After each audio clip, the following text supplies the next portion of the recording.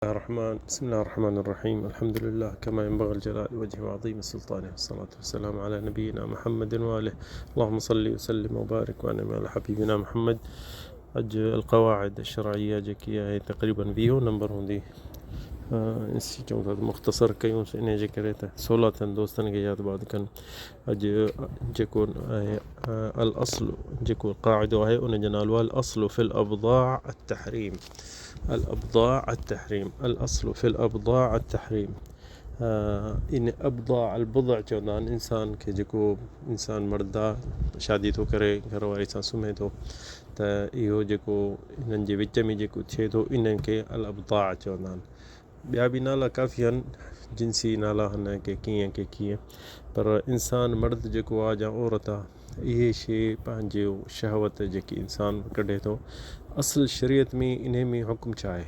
छो जो घणा माण्हू के चवंदा आहिनि यार असीं यानी मुख़्तलिफ़ तरीक़नि सां इहो पंहिंजी शहवत ख़तमु था कनि, पोइ हथ सां साबुण सां या प्लास्टिक माण्हू वठनि था। इहे हींअर जेके हाल निकितियूं आहिनि नयूं शयूं, त लेडीज़ प्लास्टिक निकितियूं आहिनि, या औरतूं वरी अहिड़ियूं शयूं वठनि था प्लास्टिक जा औज़ार अलाए छा। सो इहे इन्हनि में असांखे कीअं ख़बर पए त निकाह जा शहवत इंसान मर्द जेको पंहिंजी कढे थो, औरत हुजे मर्द हुजे, नंढो हुजे वॾो हुजे, इन में शरीयत में छा हुकुम आहे? इन में असुल जेको आहे, असुल क़ाइदो ही आहे अल असलु फ़िल अबदाअ अत-तहरीम।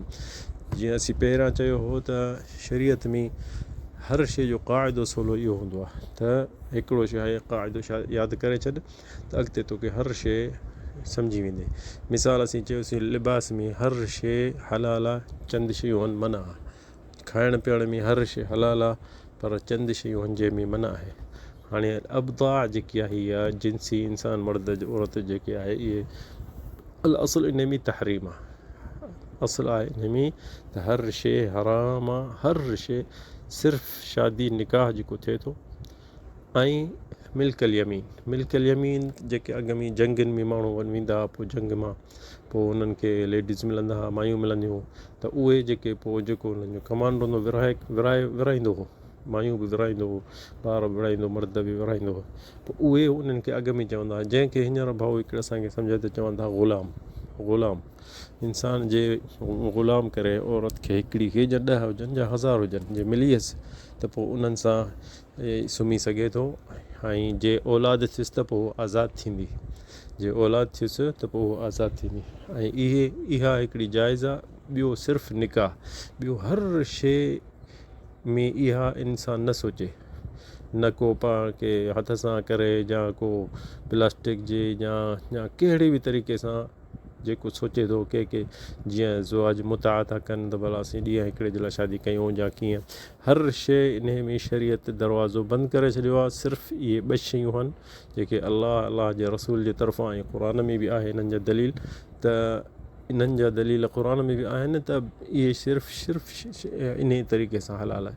मिल्कुल यमीन उहो शादी, जीअं चयोसीं इहो क़ुर में तमामु सूरत निसा में आयो आहे, सूरत अल मोमिनून में आयो आहे। सूरत निसा में अल्लाह ताला इन में चए थो वल मुहसनातु मिनन निसा, जेके तव्हां शादियूं कयो था, मुहसना जेके कुंवारी आहे या बेवाह, उन्हनि सां शादी कयो, इहा तव्हांजे लाइ हलाल आहे।